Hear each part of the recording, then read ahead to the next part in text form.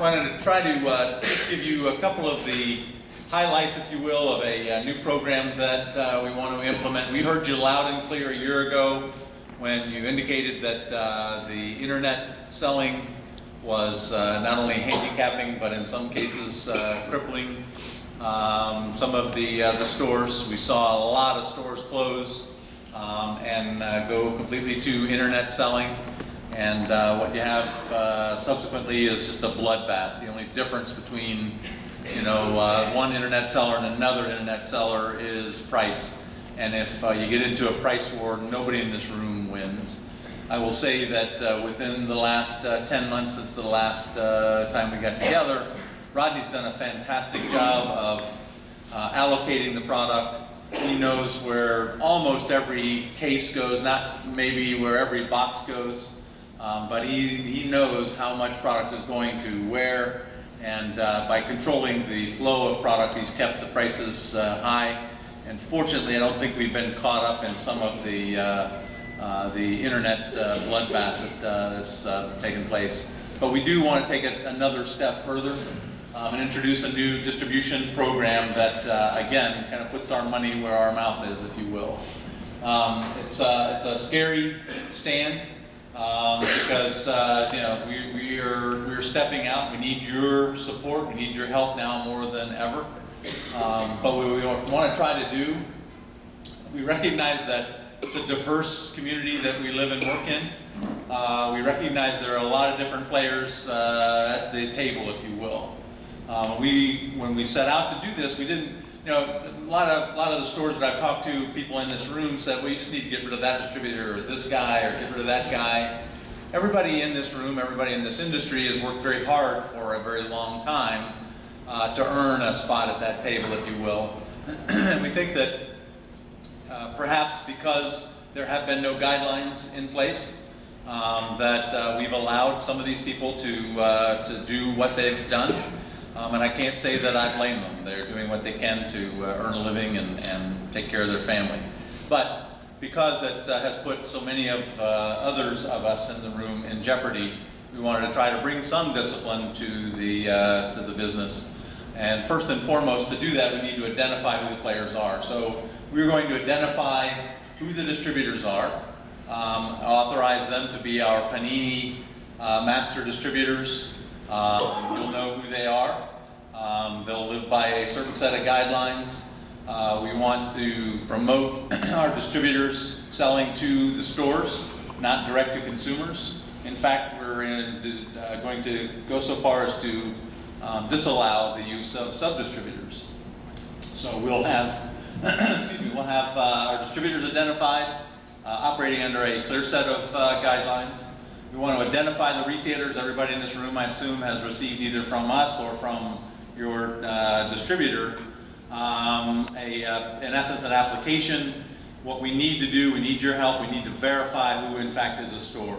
You all know the games that have been going on. People signed up when they were, in fact, a store. Perhaps they closed their store 5 years ago, and they continue to get our solicitations. They're buying their 1 or 2 cases and then, in essence, selling it online, without the overhead that everybody in this room has to live with. So we need your help to identify and understand exactly who are the brick and mortar stores. You will become authorized Panini retailers. We hope that will mean something to you in the not too distant future. We want to understand who the internet sellers are. Again, people have earned their right to be in the business. We recognize that internet sales are a part of the world we live in, but we need to understand who they are and have some guidelines in place and control them. And likewise with show dealers, same thing. I mean, show dealers don't have the overhead that you do, but they perform a valuable function in getting out, introducing product to consumers and that kind of thing. So as long as they're playing by a predetermined set of rules, the playing field should be level. We want to control distribution and advertise prices, and we want to introduce MAP pricing. It's a minimum advertised price policy. We can't necessarily tell you what you are going to sell to your customers for. We can't tell distributors what they are going to sell for, but we can certainly control how much we see our products advertised for. So we're going to monitor all of the resources that are out there, whether it be B2B, eBay, you name it. We're going to be watching carefully to make sure that nobody breaks map pricing. Rodney will, as we solicit product, identify what the wholesale price is.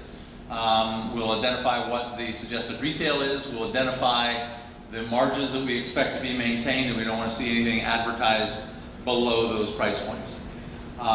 We're going to, in order to, I guess, bring discipline to that, you have to know if you discover somebody online selling product below cost, you've somehow got to identify who those players are so that you can cut them off and stop the insanity.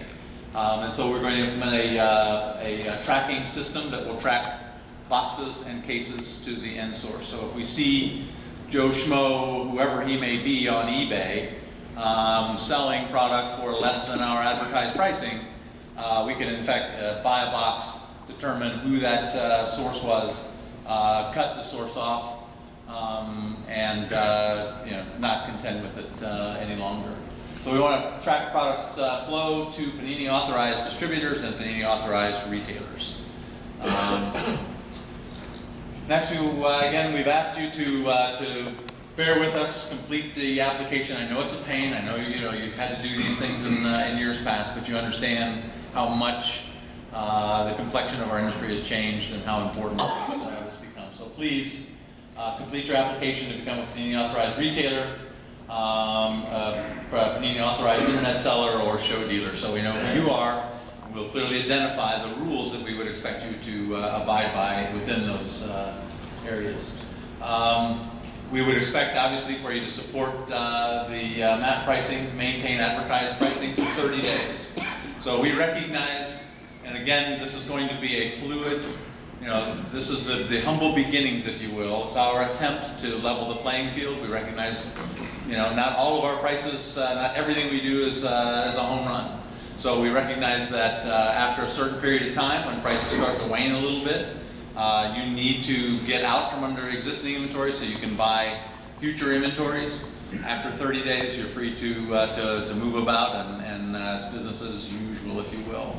But for 30 days, we'd expect you to maintain those price points. Rodney's going to have to be diligent about monitoring the aftermarket values, because if we create a product that doesn't hold up, if we insist that you sell at a predetermined price point and the market falls below that price point, then the music stops, nobody sells another box, and none of us win that way. So if we feel like we have to adjust, Rodney can go on, announce to the world that we're reducing our map pricing, and it would go into effect immediately. So, beyond that, no wholesale distribution by stores for 30 days. Again, we need to protect the stores. If people want to buy product, they're going to need to head into their local brick and mortar store. So we don't want to see any eBay selling by stores, no B2B selling by stores for at least 30 days after the product releases. And again, I hope you understand the intent here. We want to drive consumers into brick and mortar stores. These people that have been sitting back and ordering online and then coming to you complaining about the prices that you're charging will now have to come into your stores to buy the latest and greatest product. So